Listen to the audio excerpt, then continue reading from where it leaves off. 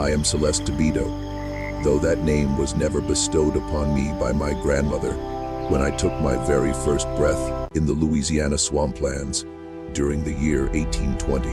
The white master who laid claim to my existence referred to me as Look at property, the strength of this girl. called me chattel, She seems addressed fit me enough. by whatever label happened to Starting suit at his 800. convenience at any given moment. Yet the spirits Steal your recognized me by heart, my authentic name, for you are not alone. Iangoy, Rise up offspring of the and crossroads, claim your guardian of the ancestral wisdom. My people Spirits of the transported earth, across the hear dark me. waters from Guinea and Congo, from homelands where power flowed through blood and bone, and sacred knowledge that no iron chain could ever constrain. I share this narrative now because the moment has arrived to disclose the reality of what transpired at Magnolia Bend Plantation during the autumn of 1856, when I summoned forces older than bondage and darker than the bayou nights to deliver justice to those who believed their pale skin and accumulated wealth rendered them immune to the universal laws that govern every living creature. What I inflicted upon the Tobido household was not born of hatred, though hatred smoldered within my heart like an ember that never lost its heat.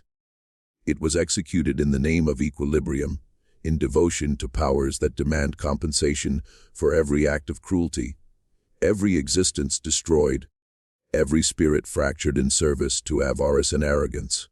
Master August Tobido believed he possessed both my body and my soul when he acquired me at the New Orleans slave market in 1845. However, his assumption regarding my soul proved fundamentally incorrect. My soul belonged to the LWA, the spirits who had shielded my ancestral line through countless generations of suffering, the ancient ones who recall every injustice and exact their payment according to their own timing and their own methods. I was 5 years old upon my arrival at Magnolia Bend, already schooled in the mysteries by my grandmother before the yellow fever claimed her, already bearing within my blood the power that would eventually obliterate everyone who believed they could shatter me. The Tobido family resided in a magnificent mansion overlooking the Mississippi River, encircled by sugarcane fields cultivated by 300 souls who had been stolen from Africa or born into captivity on American soil.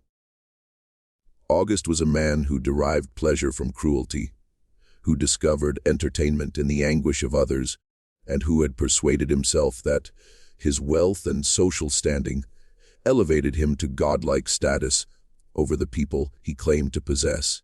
His wife Marguerite was a woman of French aristocracy who had been educated to regard enslaved individuals as an entirely different species, beings that existed exclusively to serve her comfort and convenience.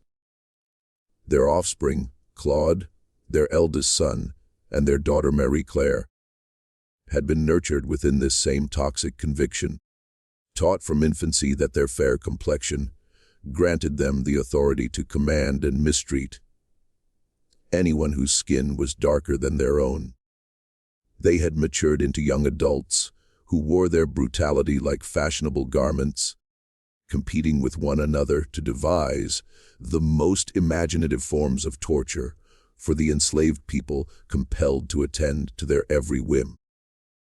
I was assigned to labor in the main house, tending to the family's personal requirements, cleaning their chambers and serving their meals, while listening to their casual conversations about which slaves to dispose of, which ones to breed, and which ones to punish for imagined transgressions.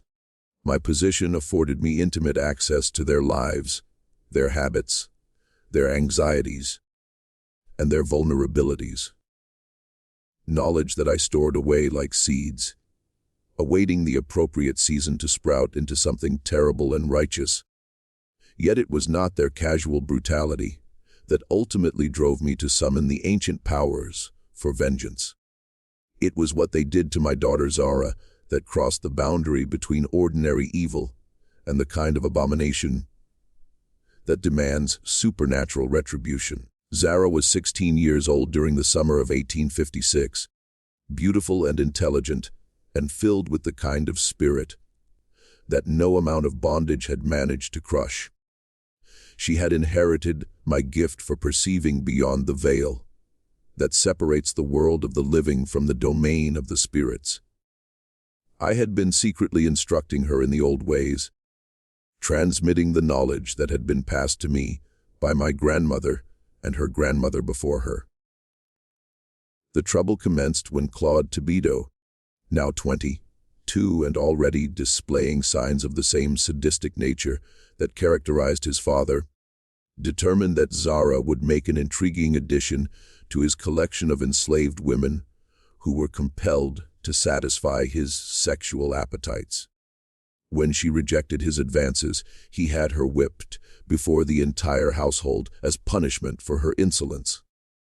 When she continued to resist, he escalated his assaults until what began as attempted rape transformed into something far more heinous.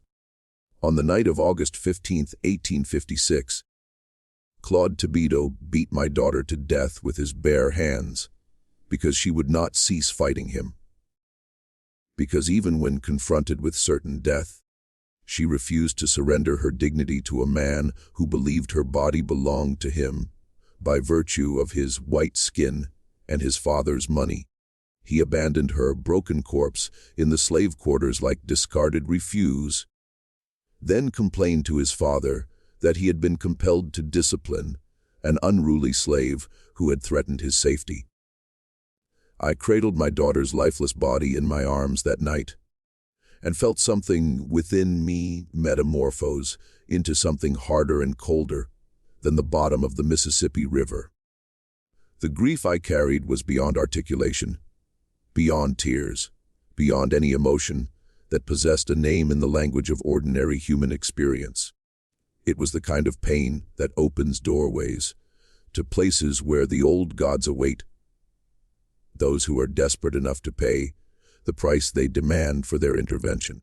3 days after Zara's murder, I commenced the rituals that would bring the power of the ancestors down upon the Tibito family like a curse that would pursue them into their graves and beyond.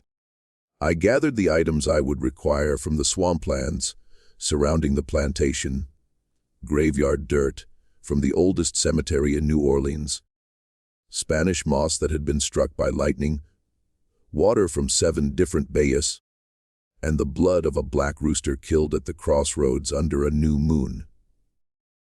Yet the most essential ingredient was something that originated from within myself. The rage of a mother whose child had been murdered by the very people who claimed to own them both. That rage was pure and potent enough to summon forces that most individuals spend their entire lives attempting to avoid.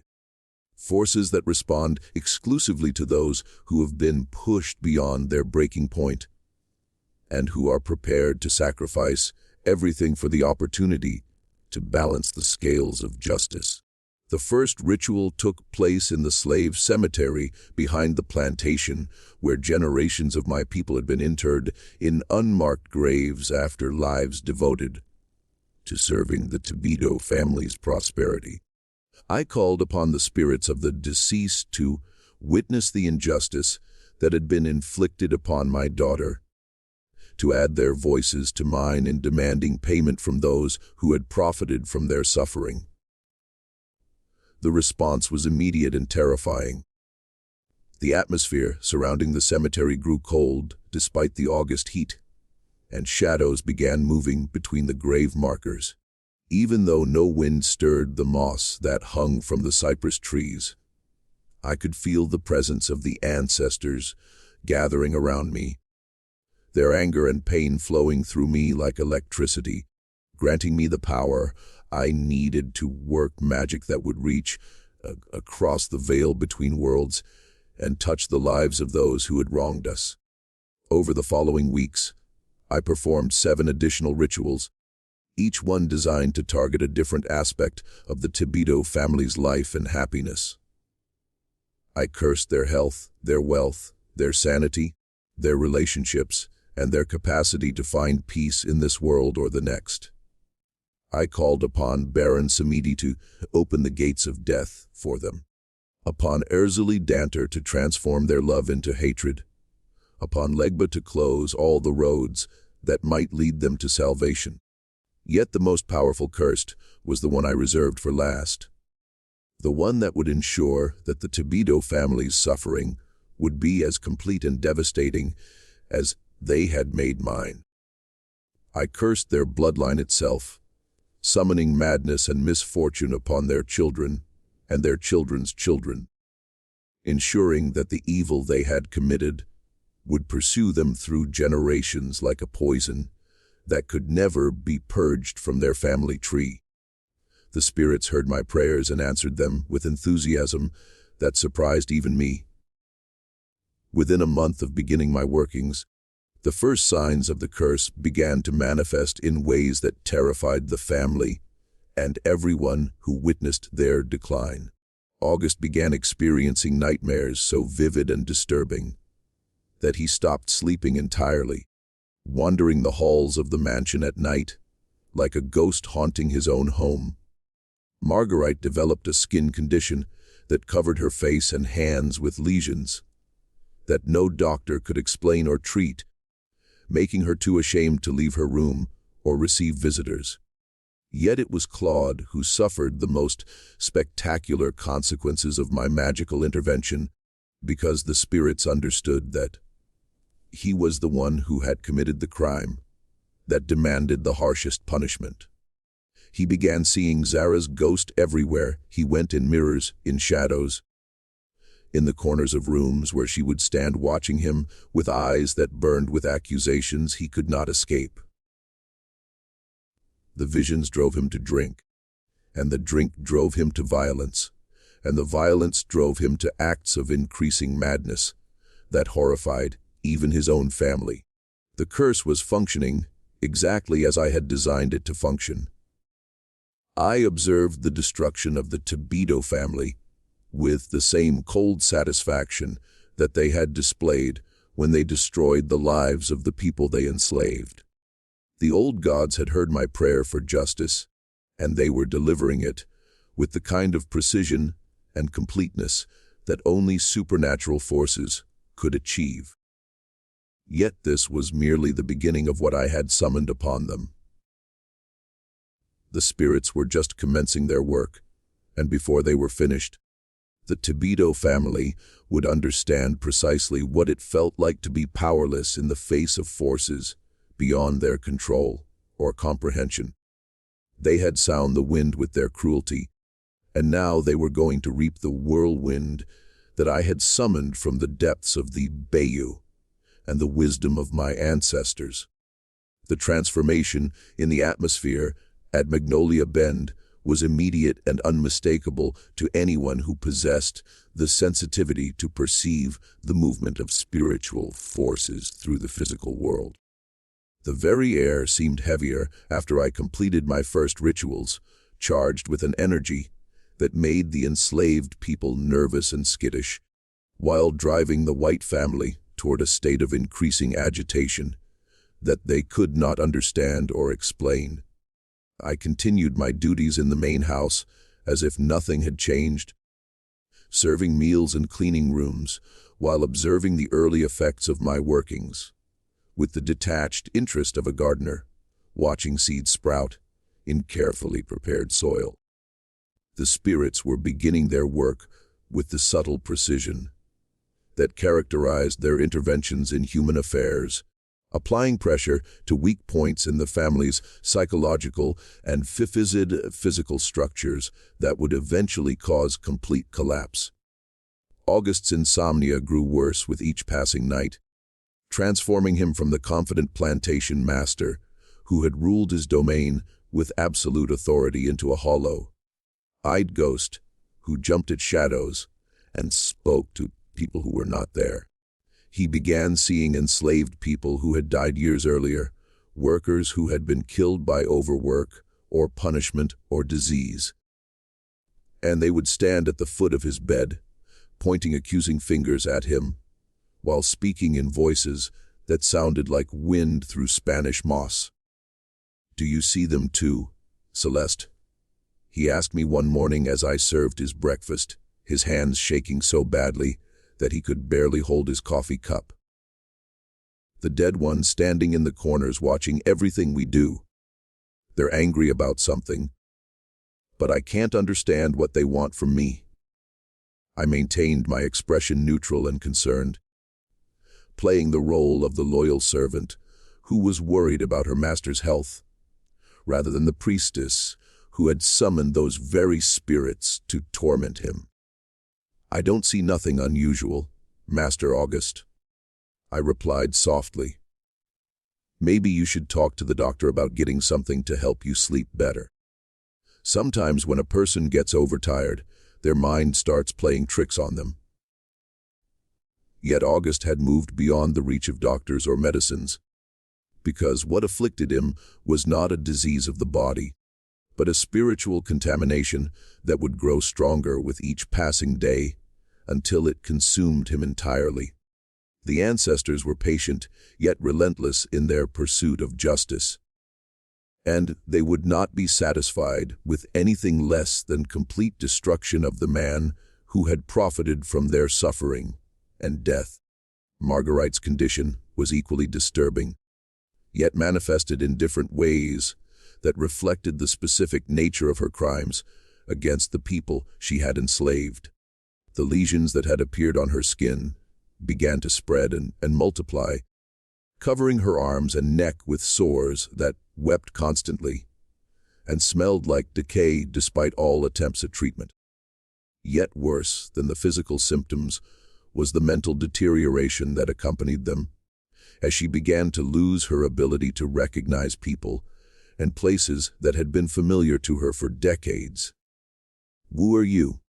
she asked me one afternoon as I cleaned her room, looking at me with the confusion of someone who had awakened in a foreign country where nothing made sense. "You look familiar, but I can't remember where I've seen you before. Are you one of the new girls? Did my husband buy you at the market in New Orleans?" I had been serving her daily for 11 years, had dressed her hair and helped her into her clothes, and listened to her complaints about everything from the weather to the behavior of her children. Yet the curse was systematically erasing those memories along with everything else that had once given structure and meaning to her life. The spirits were unraveling her mind thread by thread, leaving her with nothing but confusion and fear in a world that no longer made sense to her. Yet it was Claude who provided the most dramatic evidence of my curse's effectiveness, because his guilt over murdering Zara had created a weakness that the spirits could exploit with devastating efficiency. The visions that plagued him grew more frequent and more vivid with each passing day, until he could no longer distinguish between reality and the supernatural persecution that I had summoned upon him. He began carrying a pistol at all times, claiming that he needed protection from the ghost girl who followed him everywhere he went. He would fire shots at empty corners and vacant doorways, shouting at Zara's spirit to leave him alone, while servants and family members watched in horror as their young master descended into obvious madness. "She's there!" he would scream, pointing at nothing while his eyes rolled white with terror. "Can't you see her? She's covered in blood, and she's reaching for me with her dead hands. Make her stop, please. Somebody make her stop following me." The other enslaved people on the plantation began to whisper among themselves about the strange changes affecting the white family, and many of them suspected that supernatural forces were at work, even if they didn't understand the source of those forces. Some of them had heard stories about voodoo and hoodoo from relatives who had come from Haiti or New Orleans, and they recognized the signs of a curse that had been professionally applied by someone with real power. "Something's got hold of that family," I heard Old Baptist tell a group of field hands one evening as they gathered around the fire outside their quarters. Something dark and angry that ain't going to be satisfied until it's finished with all of them. Mark my words, this plantation's going to be a very different place before whatever's happening here runs its course. He was more right than he knew, because I was just getting started with the spiritual assault that I had planned for the Tobido family. The early symptoms they were experiencing were merely the foundation for more severe manifestations that would follow as the curse gained momentum and the spirits grew more comfortable working through the channels I had opened for them. The second phase of my workings began during the dark of the moon in September, when the veil between worlds was thinnest and the power of the ancestors could flow most freely into the realm of the living. I performed a ritual in the swamplands behind the plantation that called upon Baron La Croix to open the gates of the cemetery and send forth an army of the restless dead to plague the dreams and waking hours of everyone who lived in the main house. This ritual required more dangerous ingredients than my previous workings, including dirt from the grave of a murderer, water from a drowning place, and the dried blood of a woman who had died in childbirth. Yet the most important component was a photograph of Zara that I had stolen from Claude's room, where he had kept it as a trophy of his crime, not understanding that possessing an image of his victim would create a direct spiritual connection that I could use to channel her vengeance. I burned the photograph in a fire made from wood taken from a gallows tree, mixing the ashes with graveyard dirt and other materials to create a powder that I spread around the foundation of the main house under cover of darkness. This powder would serve as a spiritual minefield that would explode with supernatural energy every time one of the family members crossed it, bombarding them with the accumulated rage and pain of everyone who had died in service to their greed and cruelty. The effects were immediate and spectacular. August's nightmares became so intense that his screams could be heard throughout the plantation, waking enslaved families in quarters that were hundreds of yards away from the main house. Marguerite began sleepwalking, wandering through the house at night while speaking in languages that no one recognized, holding conversations with invisible companions who seemed to be giving her instructions that she followed with the mindless obedience of a person under hypnosis. Yet Claude's suffering reached new levels of intensity that satisfied my hunger for justice while demonstrating the terrible power of spiritual forces when they are properly directed by someone who understands how to work with them. He began experiencing what he described as waking nightmares, where Zara's ghost would appear to him during broad daylight, sometimes alone and sometimes accompanied by other spirits of enslaved people who had died on the plantation over the years. These supernatural visitations were not passive haunting experiences, but active attacks that left physical marks on Claude's body. Scratches that appeared on his skin without explanation, bruises that formed in the shape of handprints, and wounds that opened and closed according to patterns that corresponded to the injuries that had been inflicted on the people whose spirits were tormenting him. "They're trying to kill me," he confided to his father during one of their increasingly rare conversations, his voice hoarse from screaming and his eyes wild with the desperation of someone who had been pushed to the very edge of sanity. "The dead slaves. They want revenge for whatever we did to them. And they're using that girl's ghost as their leader. She tells them what to do, and they do it. And every night, there are more of them than there were the night before." August listened to his son's ravings with growing horror, not because he believed in ghosts or curses, but because he could see that Claude was losing his mind in ways that might be irreversible. The Thibodeau family's reputation in Louisiana society depended on maintaining an appearance of respectability and sanity. And Claude's obvious mental deterioration threatened to destroy everything that Auguste had spent his life building. "Perhaps we should send you away for a while," Auguste suggested, his voice carrying the forced calm of someone who was trying not to panic. "A trip to Europe, maybe, or a stay with your cousins in Charleston. Sometimes a change of scenery can help with problems like this." Yet Claude shook his head violently, his eyes darting toward corners of the room where I knew Zara's spirit was standing. "Even though I could not see her myself, she'll follow me wherever I go," he whispered.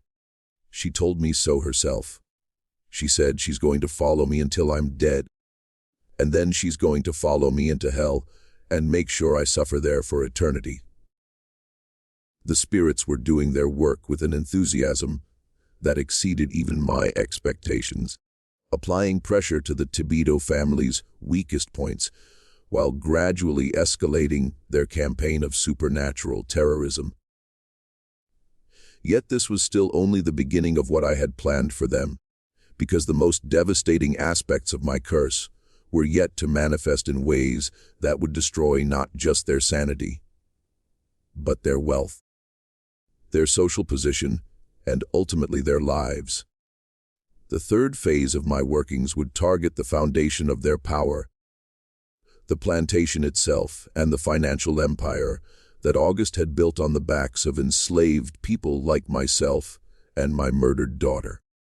When the spirits finished with Magnolia Bend, there would be nothing left but ruins and memories of what happened when the powerless found ways to strike back at those who had tormented them beyond endurance. By October of 18, the curse had taken such firm hold of the Thibodeau family that even the other white families in the parish began to notice that something was seriously wrong at Magnolia Bend.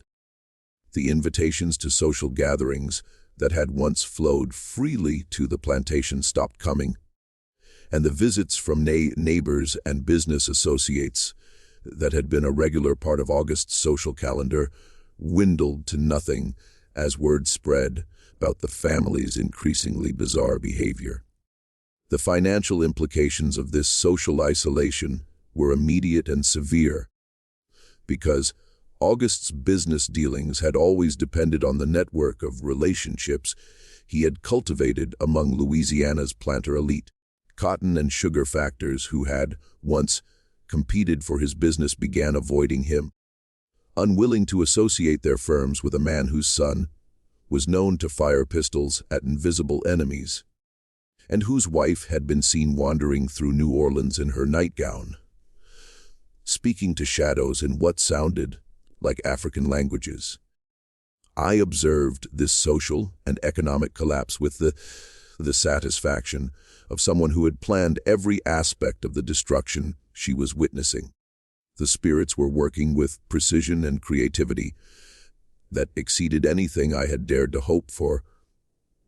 When I first called upon them for assistance, they understood that true revenge required more than just driving the family insane.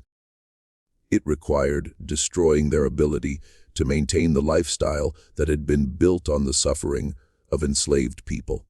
The third phase of my workings had been designed to target the plantation's productivity, profitability, and the spirits embraced this mission with enthusiasm that manifested in ways both subtle and dramatic. The sugar cane that had always grown abundantly in the rich soil along the Mississippi River began to wither and die despite perfect weather conditions, as if the earth itself was rejecting the crops that had been planted by enslaved hands for the profit of their oppressors. The machinery that processed the cane into sugar began breaking down with mysterious regularity, suffering mechanical failures that the plantation's engineers could not explain or prevent. Boilers exploded without warning.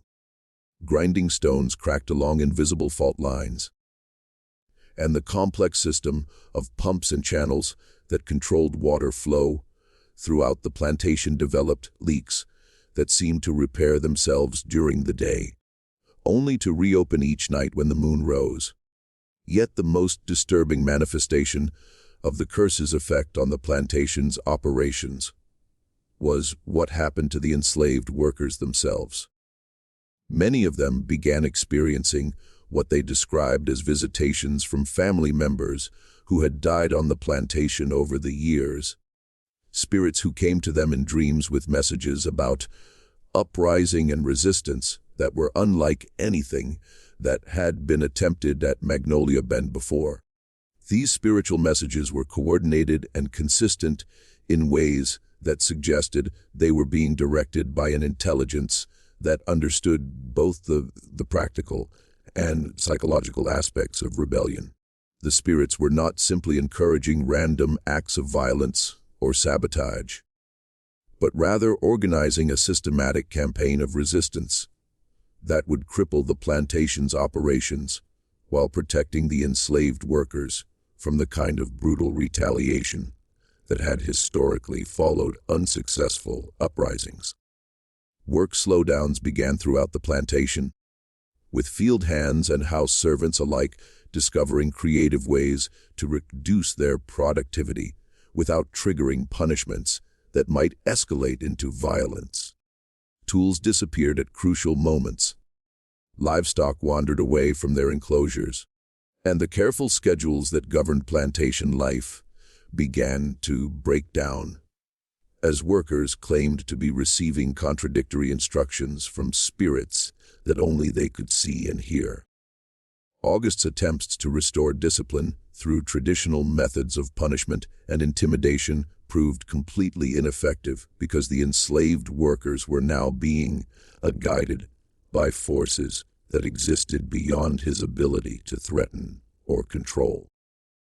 When he ordered whippings for workers who claimed to be following orders from dead relatives, the spirits responded by inflicting similar injuries on members of his own family, creating a clear pattern of supernatural retaliation that even the most skeptical observers could not dismiss as coincidence. "The slaves are turning against us," August confided to his wife during one of her increasingly rare moments of lucidity, his voice carrying the desperation of a man who could feel his world collapsing around him, yet could not understand why. "They claim they're being told what to do by spirits, by dead people who want them to destroy everything we've built here. Yet how do you fight enemies you can't see? How do you punish people for following orders from ghosts?"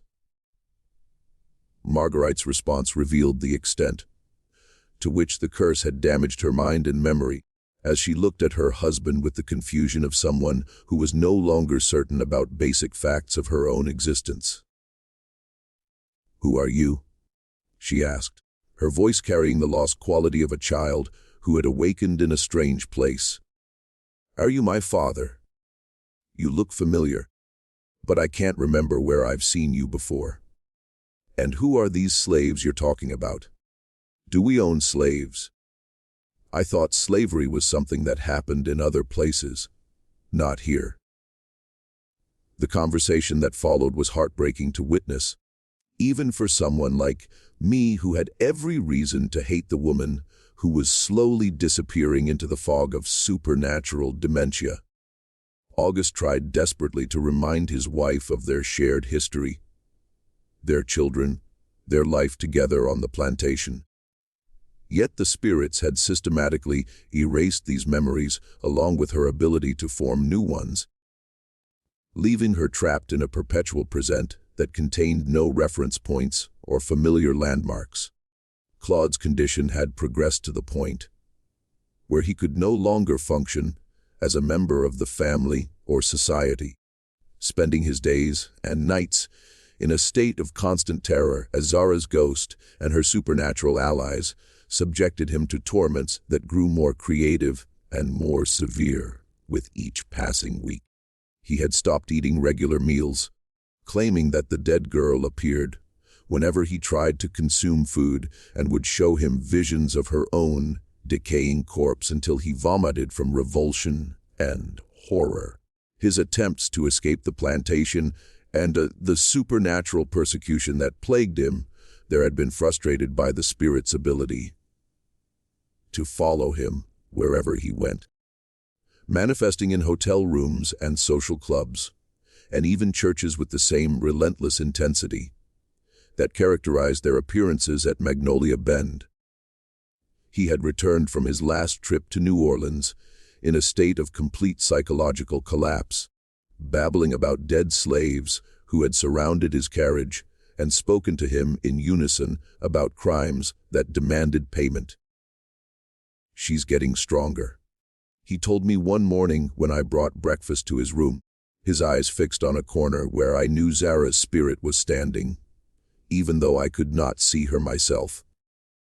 "Every day she gets more solid, more real, and every day there are more of them with her. They're planning something, Celeste. They're planning something terrible, and they're going to use her to do it, because she hates me more than all the others combined." I maintained my expression of concerned sympathy, while internally marveling at the accuracy of his perception, because the spirits were indeed planning something that would serve as the culmination of everything I had set in motion through my rituals and curses. The final phase of my workings would bring the full power of the ancestors to bear against the Thibodeau family in ways that would ensure their complete destruction, while serving as a warning to anyone else who might consider treating enslaved people as less than human. The financial pressure created by the plantation's declining productivity had forced August to consider selling some of his enslaved workers to raise the cash needed to meet his obligations to creditors and business partners. This decision would trigger the final sequence of events that I had woven into my curse, because the spirits had made it clear that any attempt to separate families or sell people away from Magnolia Bend would result in consequences that would exceed anything the family had experienced so far. I had been waiting for August to make this decision, knowing that his arrogance and greed would eventually force him to repeat the same pattern of cruelty that had led to Zara's death, and my decision to call upon the old powers for justice. When that moment came, the spirits would respond with violence that would make their previous interventions seem gentle by comparison, because the time for subtle psychological pressure was ending, and the time for direct action was about to begin. The fourth phase of my workings would demonstrate to the Thibodeau family and everyone who witnessed their fate that there were forces in the world that could not be controlled or defeated by wealth and social position. Forces that answered only to the demands of justice and the cries of the oppressed for vengeance against their oppressors. The ancestors were gathering their strength for one final assault that would leave no doubt about the price of treating human beings as property. The plague of madness and misfortune that had been spreading through Magnolia Bend was about to reach its climax. And when it did, the Thibodeau family would learn what it meant to face the full wrath of spirits who had been waiting generations for the opportunity to balance the scales of justice in favor of those who had suffered under the weight of slavery and exploitation. The moment I had been waiting for arrived on November 15, 1856, when August's mounting financial pressures finally forced him to make the decision that would trigger the final phase of my curse. Standing in his study with papers scattered across his desk like leaves after a storm, he called me to bring him coffee while he calculated which of his enslaved workers he could afford to sell to raise the money needed to satisfy his most urgent creditors. "Celeste," he said without looking up from his ledger books, his voice carrying the casual tone of someone discussing livestock rather than human beings. "I need you to prepare a list of the younger field hands, the ones who would bring good prices at the New Orleans market. I'll have to sell off some of my property to cover these debts, and slaves are more liquid than land right now. As I set his coffee cup on the desk, I felt the spiritual temperature in the room drop, so suddenly that my breath became visible in the air, and I knew that the ancestors were responding to his words with anger that would soon manifest in ways that would terrify him beyond his capacity to endure. The spirits had been waiting for this moment, the repetition of the same callous cruelty that had led to Zara's murder and my decision to call upon powers that most people feared to name. "Yes, Master August," I replied, my voice steady despite the electrical energy that was building in the space around us as unseen forces gathered for the final assault on his sanity and his life. "How many names would you like on that list?" 20 should be sufficient, he said, still focused on his calculations rather than the supernatural storm that was brewing in response to his words. "Choose the strongest and healthiest ones, the ones without families to complicate the sales. I need cash quickly, and I can't afford to waste time on sentimental considerations." That phrase, sentimental considerations, was the match that lit the fuse leading to the spiritual dynamite that I had been placing around the foundation of his world for months. The ancestors understood that August was planning to repeat the same pattern that had destroyed my family, breaking apart enslaved families for profit while dismissing their pain as irrelevant to his financial needs. The response was immediate and terrifying in its intensity. The temperature in the study plummeted until frost began forming on the windows, despite the mild November weather outside, and shadows began moving across the walls with purpose and intelligence that had nothing to do with the flames flickering in the fireplace. August looked up from his papers with confusion that quickly transformed into fear as he realized that something supernatural was happening in his own home. "What's happening?" he whispered, his voice barely audible as he watched the shadows on the walls coalesce into recognizable human forms. The spirits of enslaved people who had died on his plantation over the decades, all of them returning at once to witness and participate in the justice that was about to be administered. "Celeste, what's happening to my study?"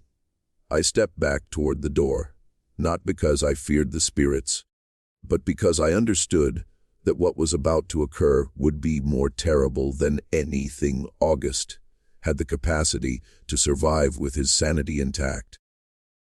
The ancestors were done with subtle psychological pressure and gradual deterioration. They were ready to deliver justice with the kind of dramatic finality that would serve as a warning to anyone else who might consider treating human beings as disposable property.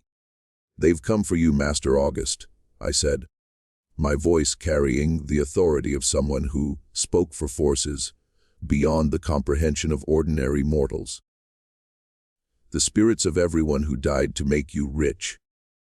Everyone you sold away from their families, everyone you worked to death in your fields. They've been waiting a long time for this moment, and now they're ready to collect what you owe them." The spiritual assault that followed was unlike anything I had witnessed during all my years of working with the old powers.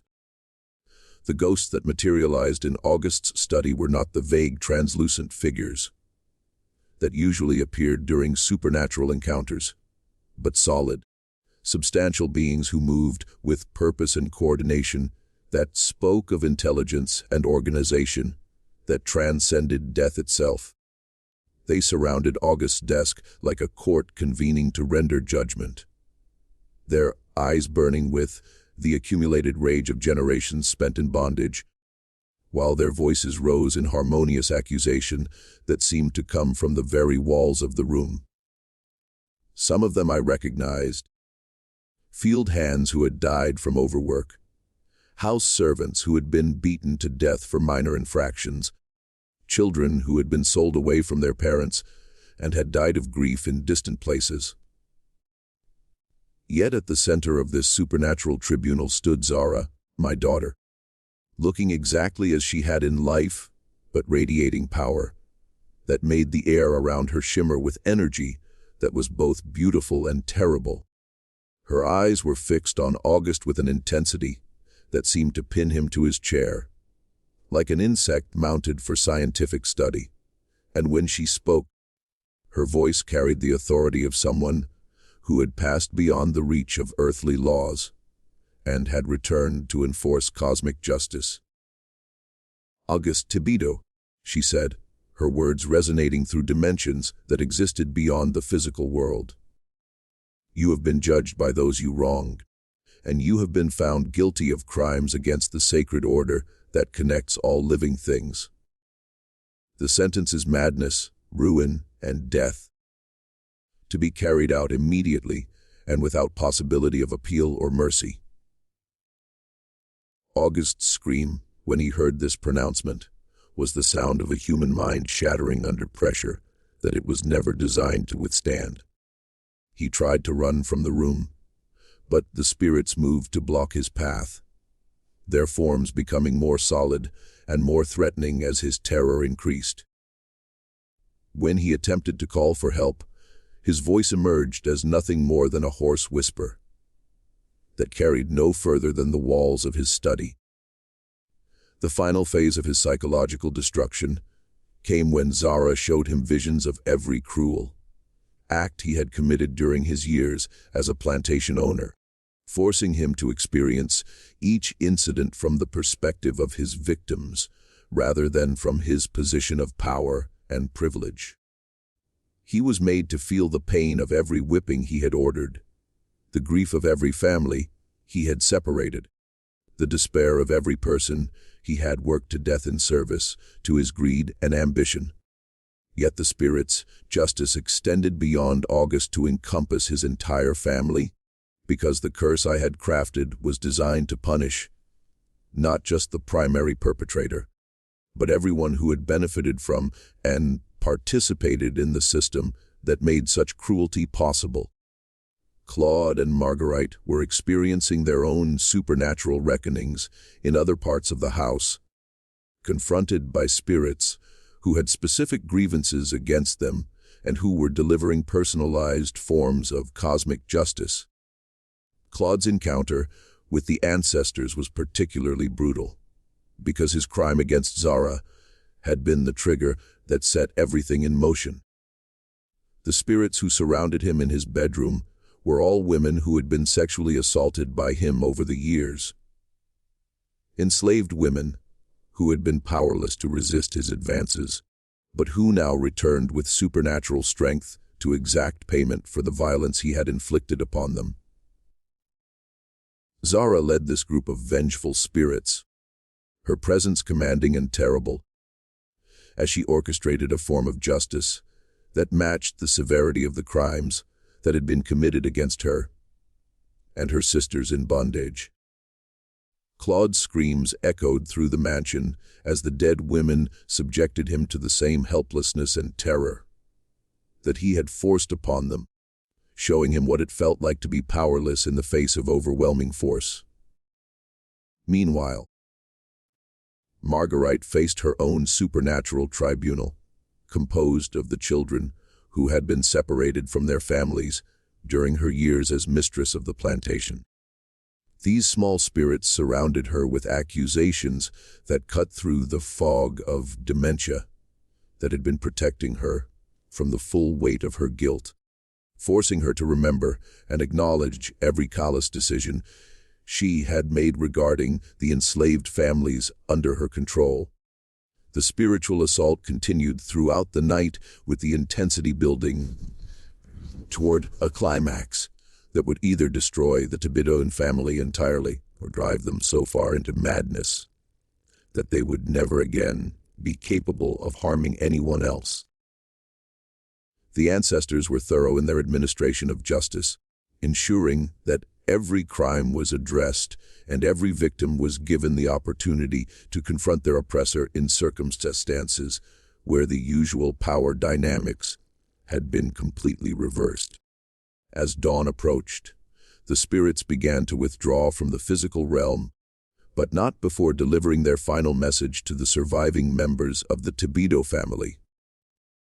Through Zara, they pronounced a curse that would follow the bloodline through generations, ensuring that the consequences of their cruelty would be visited upon their descendants until the last member of their family line had paid the full price for the suffering they had caused. Let this house stand as a monument to what happens when the powerful abuse the powerless, Zara declared, her voice carrying across the plantation with supernatural force that reached every enslaved person in the quarters. Let the name Tobido become a warning to those who would profit from human misery, and let our justice echo through the generations until the scales are finally balanced. When the sun rose on November 16, 1856, Magnolia Bend Plantation had been transformed into something resembling a battlefield where the casualties were not bodies, but minds and souls that had been shattered by forces beyond human comprehension. August was found in his study alive, but completely catatonic, his eyes staring at something that no living person could see, while his mouth moved silently, as if he were trying to speak words that would never come. Claude had suffered a complete mental breakdown that left him in a state of gibbering madness, convinced that he was being constantly pursued by dead women who wanted to drag him down to hell for his crimes against them. He would spend the rest of his brief life in an asylum in New Orleans, where he died less than a year later from injuries sustained during one of his violent fits of terror. Marguerite's condition was perhaps the most tragic, because the spirits had restored her memory just long enough for her to understand the full scope of what she had done and what was being done to her family in return. The weight of this knowledge, combined with the supernatural dementia that continued to eat away at her mind, left her in a state of constant anguish that would persist until her death 3 years later. The plantation itself began to deteriorate with supernatural speed, as if the curse had infected not just the family, but the very land that had been watered with the blood and tears of enslaved people for generations. The crops failed completely, the machinery broke down beyond repair, and the enslaved workers were eventually sold off to pay creditors who descended like vultures on the ruins of the Tobido fortune. I remained at Magnolia Bend until the final sale was completed, watching with satisfaction as everything that had been built on the suffering of my people crumbled into dust and ruin. The spirits had delivered justice more complete and terrible than anything I had dared to hope. For when I first called upon them for assistance, proving that there were forces in the universe that could not be bribed, threatened, or bought off by those who thought that their wealth made them immune to consequences. On the day I was sold to a new master in Mississippi, I took one last look at the ruins of the Tobido mansion and felt the presence of my daughter's spirit standing beside me, her supernatural form shimmering in the Louisiana, sunlight like heat rising from summer pavement.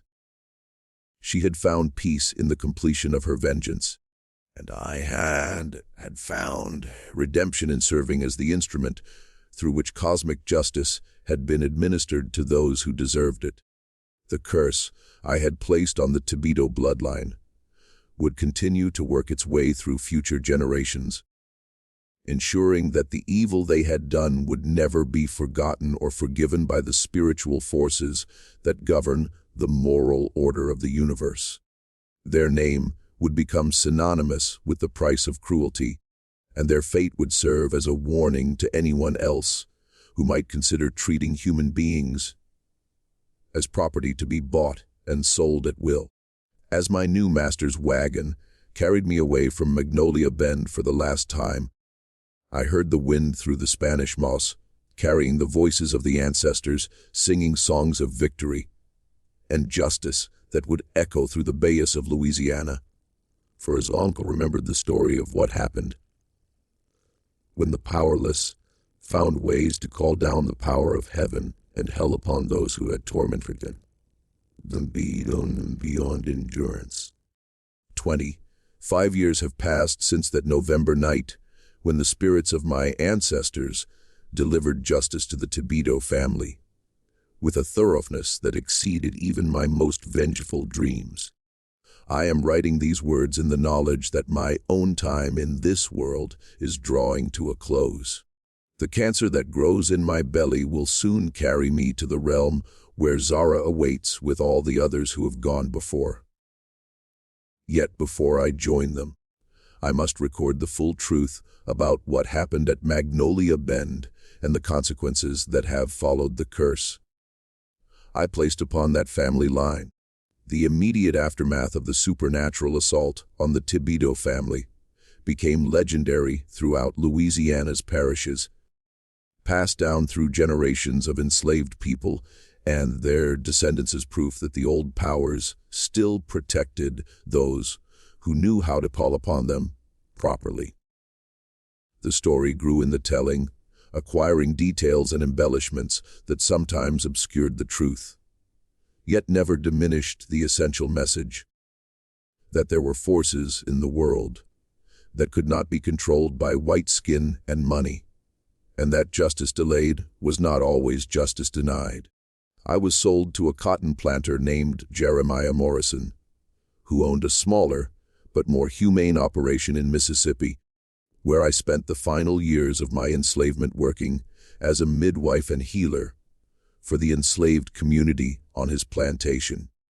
My reputation as someone who possessed supernatural power had followed me from Louisiana, and while I never again called upon the ancestors for vengeance on the scale of what I had done to the Tibito family, I continued to practice the old ways in service to my people's needs for healing, protection, and spiritual guidance. The war that finally came in 1861 brought freedom to all of us who had been held in bondage, yet it also brought its own forms of suffering and chaos that tested our ability to survive in a world where the old certainties had been swept away. I used the knowledge I had gained during my years of enslavement to help former slaves navigate the challenges of freedom, teaching them how to protect themselves from spiritual and physical dangers while honoring the ancestors who had made their liberation possible.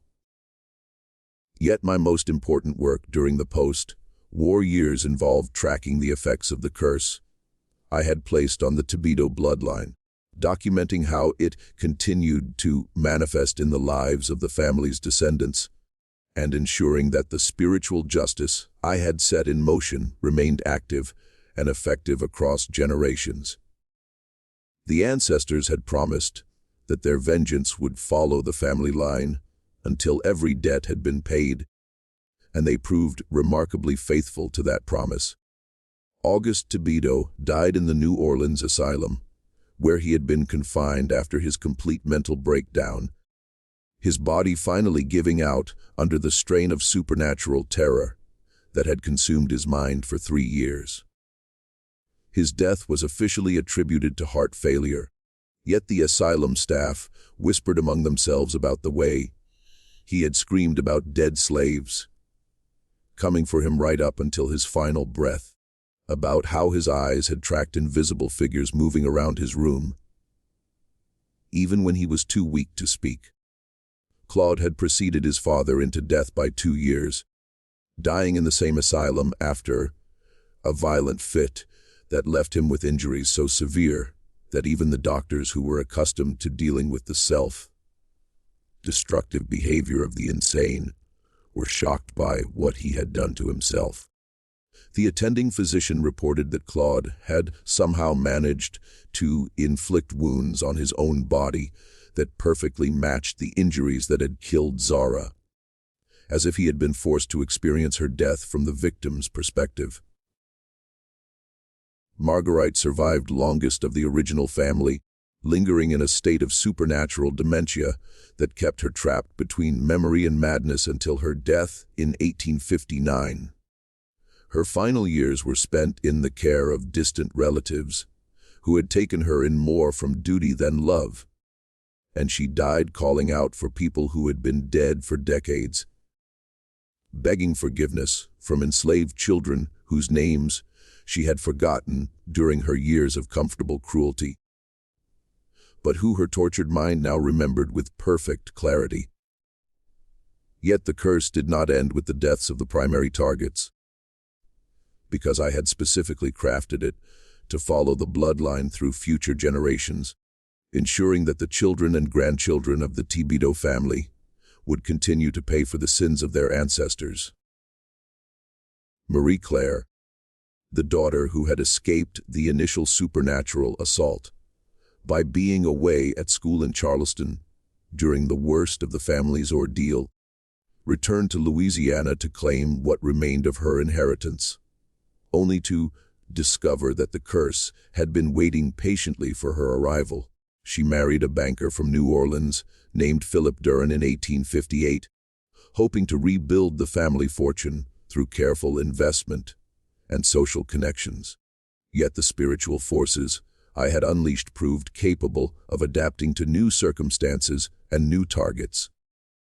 Within a year of their marriage, Philip began experiencing the same supernatural harassment that had destroyed Marie Claire's family, seeing spirits in their home and suffering from nightmares so vivid that he stopped sleeping entirely. Their children, when they came, were born under the shadow of the curse and grew up surrounded by supernatural phenomena that marked them as targets of ancestral justice that would not be satisfied until the last member of the bloodline had paid for the accumulated crimes of their family. Some died in infancy from mysterious illnesses that no doctor could diagnose or treat, while others survived to adulthood only to face lives marked by madness, addiction, and the kind of spectacular failures that seemed to confirm the presence of supernatural forces working against them. The financial ruin that had begun with August's gambling debts and the collapse of Magnolia Bend continued to plague the family's descendants as every business venture they attempted was sabotaged by circumstances that defied rational explanation. Investments that should have been profitable collapsed without warning. Partnerships dissolved amid accusations and recriminations that seemed to arise from nowhere, and properties owned by family members were destroyed by fires, floods, and other natural disasters that struck with suspicious timing and devastating efficiency. Yet the most satisfying aspect of the curse's continued operation was the way it preserved and transmitted the memory of what the original Thibodeau family had done to deserve their supernatural punishment. Each new generation learned about their ancestors' crimes against enslaved people, not through family stories or historical records, but through direct spiritual contact with the victims of those crimes who appeared to them in dreams and visions that made the past as real and immediate as the present. This supernatural education ensured that the family's descendants could never claim ignorance about why they were suffering, could never dismiss their misfortunes as random bad luck or natural consequences of poor decisions. They knew with the absolute certainty that comes from direct spiritual revelation that their troubles were the result of cosmic justice being administered for crimes that their bloodline had committed against people who had been powerless to defend themselves through ordinary means. Some of the family's descendants attempted to break the curse through various means, consulting with priests, moving to distant locations, even converting to different religions in hopes of escaping the spiritual forces that pursued them. Yet the ancestors had crafted their vengeance with too much care and precision to be defeated by such simple measures, and every attempt to escape only seemed to intensify the supernatural attention that followed the bloodline wherever it went. The last direct descendant of Auguste Thibodeau died in 1923. A broken old man named Antoine, who had spent his entire life tormented by visions of enslaved people who demanded acknowledgement and restitution for crimes committed decades before his birth. His death marked the end of the bloodline and the completion of the spiritual justice that I had set in motion during that terrible autumn of 1856, proving that the ancestors were capable of patience and persistence that exceeded human understanding. As I prepare to join Zara and the others in the realm beyond this world, I feel a satisfaction deeper than anything I experienced during my years in physical form. The curse I placed on the Thibodeau family accomplished everything I had hoped it would accomplish and more, demonstrating to the world that there were consequences for treating human beings as property, and that those consequences could not be avoided through wealth, social position, or the passage of time. The old powers that I called upon to deliver justice proved themselves worthy of the trust that my grandmother and her grandmother had placed in them, honoring their ancient compact with those who knew how to approach them with proper respect and genuine need. They had heard my prayer for vengeance and answered it with enthusiasm that exceeded my wildest expectations, showing that the spiritual forces that govern the universe have their own sense of justice that operates according to laws that transcend human legal systems. I go to my rest knowing that I served my ancestors well, that I honored my daughter's memory appropriately, and that I used the gifts passed down through my bloodline to strike a blow against the system that had oppressed my people for generations.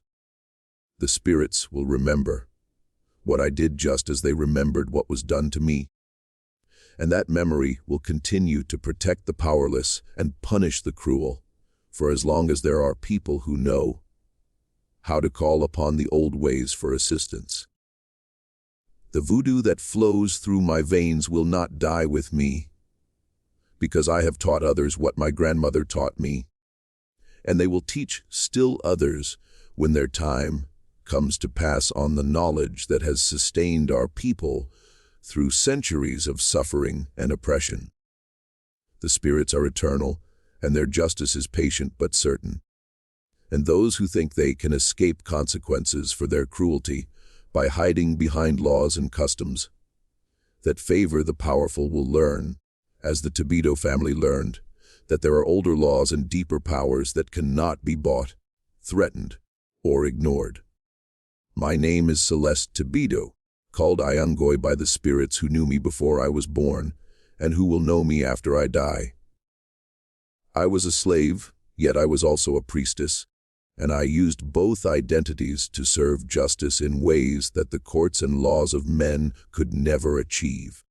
Let my story be remembered as proof that the oppressed are never truly powerless, as long as they remember who they are and where they came from, and as long as they understand that some debts can only be paid in blood and spirit, and the kind of supernatural justice that burns across generations like fire through dry grass. This was the story of Celeste Thibodeau, known as Iangoy, the Voodoo Priestess of Louisiana.